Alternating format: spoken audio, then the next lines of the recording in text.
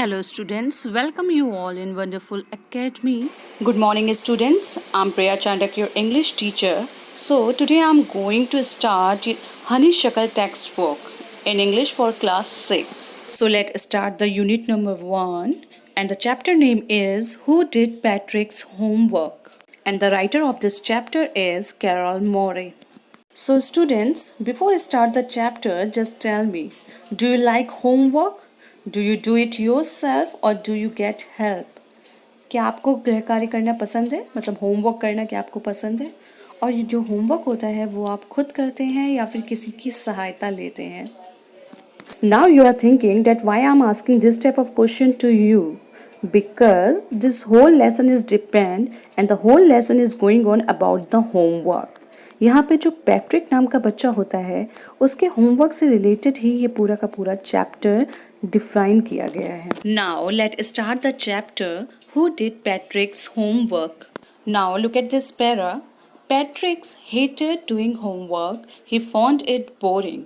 He was interested in playing games. He played hockey, basketball and Nintendo.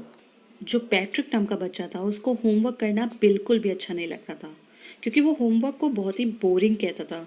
इसके बदले में उसे बास्केटबॉल, बेसबॉल और वीडियो गेम खेलना बहुत पसंद था. निंटेंडो को वीडियो गेम कहा जाता है, एक तरह का गेम होता है, उसे निंटेंडो कहा जाता है. His teacher warned him that he must do homework, otherwise he would remain an ignorant person. Sometimes he really felt that he was so, but somehow Patrick could not help it. तो यहाँ पर बताया गया है जो Patrick के teachers थे वो हमेशा पैट्रिक से कहते थे कि अपना होमवर्क किया करो, नहीं तो तुम कुछ भी नहीं सीख पाओगे.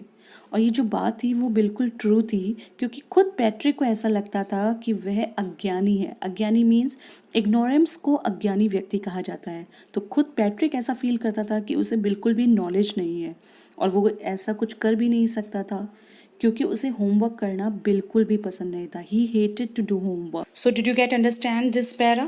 पैट्रिक जो था उसको होमवर्क करना बिल्कुल भी अच्छा नहीं लगता था, उसको वो बोरिंग लगता था क्योंकि इसके बदले में उसको गेम खेलना बहुत अच्छा लगता था, जैसे बास्केटबॉल, हॉकी एंड निंटेंडो. ये गेम उसके फेवरेट होते थे. उसके जो टीचर्स थे वो भी उससे बोलते थे कि पैट्रिक तुम पढ़ाई किया करो, होमवर्क किया करो, नहीं तो तुम अज्ञानी व्यक्ति कहलाओगे. और उसको खुद को भी पता था कि हाँ मैं अज्ञानी व्यक्ति हूँ और वो इसके लिए कुछ कर भी नहीं सकता था क्योंकि उसे होमवर्क करना बिल्कुल पसंद ही नहीं था. Now one day Patrick found his cat playing with a little doll.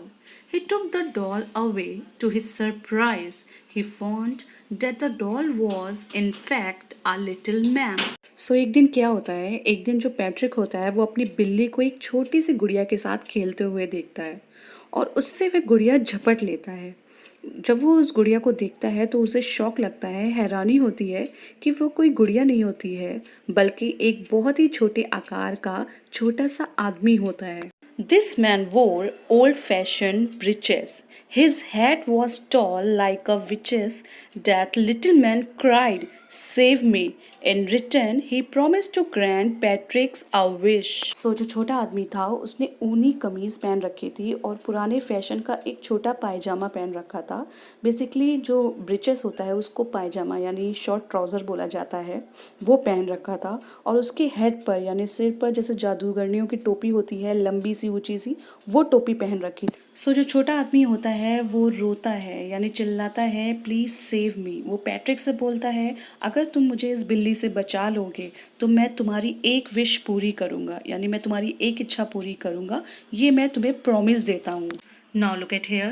Patrick saved the little man. He was much pleased. He asked the little man to do all his homework till the end of the semester. सो जो Patrick होता है वो उस little man को cat से बचा लेता है. इसके बाद वो इतना खुश होता है क्योंकि उसको विश्वास नहीं हो रहा है कि उसकी सभी प्रॉब्लम्स का सॉल्यूशन होने वाला है. वो अपने आप को इतना भाग्यशाली समझता है. वो जो पैट्रिक होता है वो उस छोटे आदमी से पूछता है क्या तुम मेरा होमवर्क इस सेमेस्टर के अंत तक कंप्लीट कर दोगे? That way he could get a grade. The little man didn't like it, yet he agreed to do so. He began his work in right earnest. However, There was one difficulty. Very often he needed Patrick's help in doing the homework properly. So जो Patrick था वो छोटे आदमी से अपना पूरा homework semester के अंत तक कंप्लीट करने के लिए कहता है ताकि उसे ए ग्रेड मिल सके at the last of semester.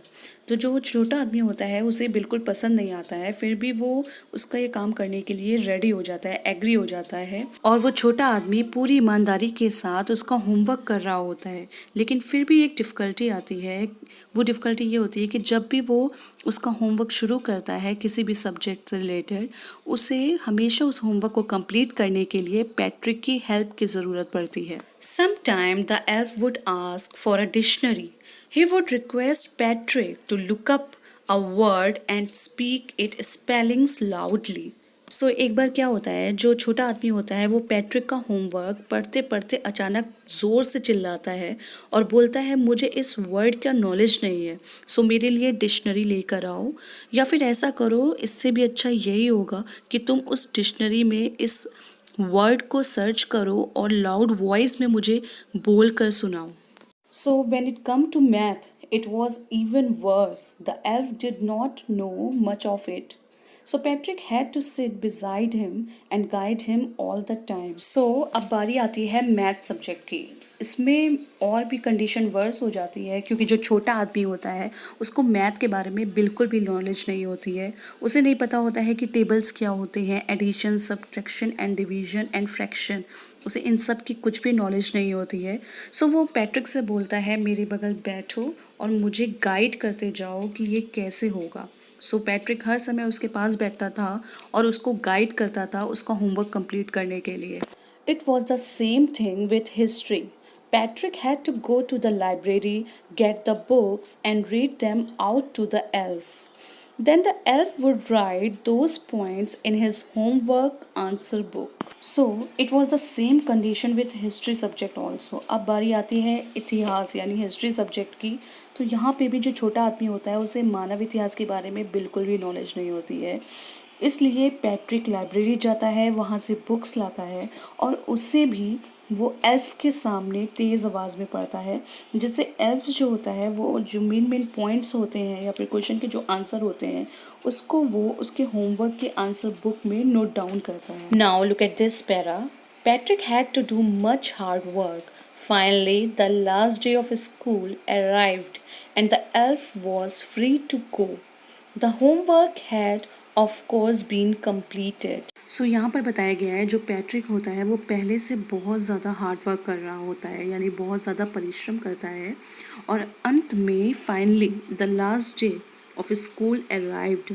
So school का अंतिम दिन आ गया और जो छोटा आदमी था वो जाने के लिए स्वतंत्र था, क्योंकि जहाँ तक उसके होमवर्क का प्रश्न था, पैट्रिक के होमवर्क का प्रश्न था, वह पूरी तरह समाप्त हो गया था। Patrick got his A. His classmates were amazed and his teacher smiled. His parents wondered how their son had become such a model kid. Patrick had indeed developed a whole new attitude. सो यहाँ पर बताया गया है जो Patrick होता है उसे grade A मिलता है क्लास में, यानी उच्च ग्रेड मिला होता है अपनी स्टडी में। उसके जो क्लासमेट्स होते हैं यानी सहपाठी, क्लासमेट को सहपाठी भी कहा जाता है, वो बहुत शौक में होते हैं यानी हैरान होते हैं। इसके साथ ही उसके जो टीचर्स होते हैं वो मुस्कुराते हुए पैट्रिक्स को अप्रिशिएट करते हैं और इसके साथ ही उसके जो माता पिता होते हैं पैट्रिक के, वो भी बहुत वंडर्ड होते हैं यानी हैरान होते हैं कि आखिर पैट्रिक को हो क्या गया है। वो टोटली चेंज हो गया है, अब वो एक आदर्श बालक यानी एक मॉडल किड के रूप में निकल कर आया है। वह अपना रूम साफ करता है, अपने डेली रूटीन को फॉलो करता है और अब उसके पेरेंट्स को ऐसा लग रहा होता है कि जो पैट्रिक होता है उसने एक न्यू एटीट्यूड डेवलप किया है, यानी वो टोटली चेंज हो गया है और उसने अपने पूरे व्यवहार को बदल दिया है। Of course, Patrick thought that the elf had done his homework, but the truth is that he was all along doing it himself. बेशक जो पैट्रिक था वो ये सोच रहा था कि उसका जो भी होमवर्क था यानी पूरा होमवर्क उस बौने व्यक्ति ने किया था, यानी उस छोटे आदमी ने उसका सारा होमवर्क किया था। लेकिन जो सच्चाई थी यानी रियल बात थी वो ये थी कि जो भी होमवर्क था वो पैट्रिक ने खुद ही किया था, यानी स्वयं किया था अपना homework. So this is the summary explanation of who did Patrick's homework. Now let's recall once again. So who did पैट्रिक्स homework, ये स्टोरी है एक पैट्रिक नाम के बच्चे की जो होमवर्क करना बिल्कुल भी पसंद नहीं करता था। इसके बदले में उसे गेम खेलना बहुत पसंद था। वो गेम थे बास्केटबॉल, फुटबॉल, निंटेंडो यानी वीडियो गेम। इस तरह के गेम्स उसको बहुत पसंद थे। उसके जो टीचर्स थे वो उसे हमेशा उसका होमवर्क कंप्लीट करने के लिए कहा करते थे, क्योंकि वो उससे बोलते थे कि अगर तुम अपना होमवर्क कंप्लीट नहीं करोगे तो तुम कुछ भी नॉलेज नहीं रहेगी और सभी तुम्हें एक अज्ञानी व्यक्ति यानी इग्नोरेंट पर्सन समझेंगे। और पैट्रिक को खुद भी लगता था कि वो इग्नोरेंट पर्सन है, बिकॉज़ वो इस मामले में कुछ नहीं कर सकता था क्योंकि उसे होमवर्क करना बिल्कुल पसंद ही नहीं था।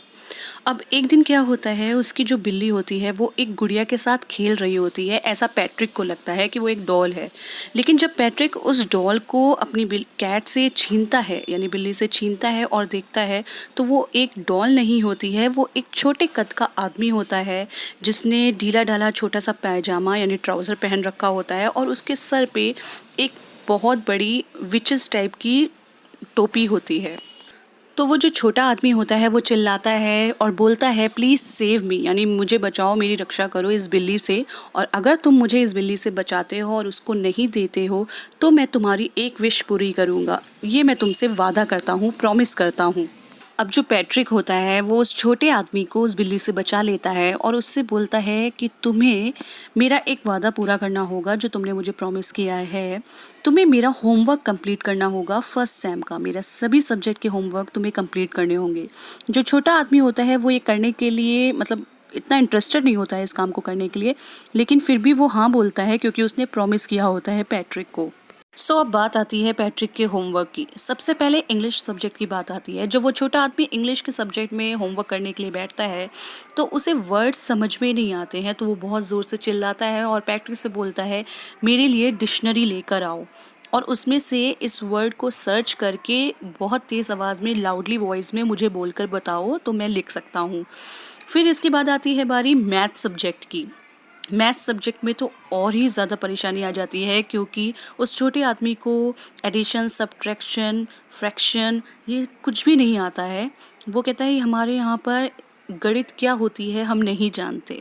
वो छोटा आदमी पैट्रिक से बोलता है कि मेरे पास बैठो और मुझे बताओ ये कैसे किया जाएगा। मेरे बगल बैठो और मुझको गाइड करो ये होमवर्क करने के लिए मैथ्स का। अब इसके बाद बारी आती है हिस्ट्री के सब्जेक्ट की। हिस्ट्री सब्जेक्ट में भी उस छोटे आदमी को इतिहास के बारे में कुछ भी पता नहीं होता है। वो पैट्रिक से कहता है कि लाइब्रेरी जाओ, वहाँ से बहुत सारी बुक्स लेकर आओ और मुझे बोल बोल कर बताओ कि होमवर्क कैसे किया जाएगा। इस तरह से पैट्रिक्स अपने सेमेस्टर का सारा होमवर्क उस छोटे आदमी से करवाता है, जिसमें वो उस छोटे आदमी की हेल्प कर रहा होता है, यानी पैट्रिक ने सभी होमवर्क खुद की हेल्प के द्वारा ही किया होता है। अब बात आती है सेमेस्टर एंड की। फाइनली लास्ट डे आ जाता है। जब पैट्रिक्स स्कूल जाता है तो वो उसे वहाँ पर एक ग्रेड मिलता है, ग्रेड ए वो अचीव करता है। उसके जितने भी कलीग्स होते हैं यानी क्लासमेट्स होते हैं वो शॉक में होते हैं, हैरान होते हैं कि आखिर पैट्रिक को ये मार्क्स कैसे मिले। उसके पेरेंट्स भी बहुत शॉक में होते हैं क्योंकि उन्हें लगता है अब पैट्रिक पूरी तरह से बदल गया है, वो एक नया उसने नेचर अडॉप्ट किया है। इसके साथ ही जो पैट्रिक की क्लास टीचर होती हैं वो भी पैट्रिक को अप्रिशिएट करती हैं इस तरह का हार्ड वर्क करने के लिए और अपने आप को टोटली चेंज करने के लिए। जो पैट्रिक होता है वो यही सोच रहा होता है कि उसका सारा होमवर्क उस छोटे आदमी ने कंप्लीट किया होता है, मगर ऐसा होता नहीं है क्योंकि पैट्रिक ने ये सारा होमवर्क खुद ही कंप्लीट किया होता है। So this is the moral of the story. Who did Patrick's homework? So Patrick has done his homework. So students, now it's your turn. I'm giving you homework and you have to complete this homework by yourself, and I want to see that who will do your homework. This is the question for you. Who will do your homework?